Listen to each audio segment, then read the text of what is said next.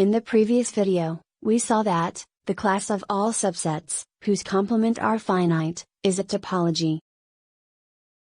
In this video, we will see, is the class consisting of all subsets U, of X, such that X minus U, is infinite, or empty, or all of X, a topology on X? The answer is no. To see this, we will give a counterexample. Let X be the set of all natural numbers n. And define U to be the set, to n, such that n belongs to n.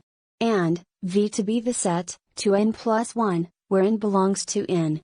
That is, U is the set, 2, 4, 6, 8, and so on. While V is the set 3, 5, 7, and so on. Clearly, both U and V belong to tau. Since the complement of U is the set 1, 3, 5, 7, and so on. And the complement of V is the set 1, 2, 4, 6, and so on.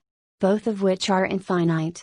But the union of U and V is the set 2, 3, 4, 5, 6, 7, and so on, which obviously does not belong to tau, because the complement of U, union of V, is the singleton set 1, which is neither infinite, nor empty, nor all of n.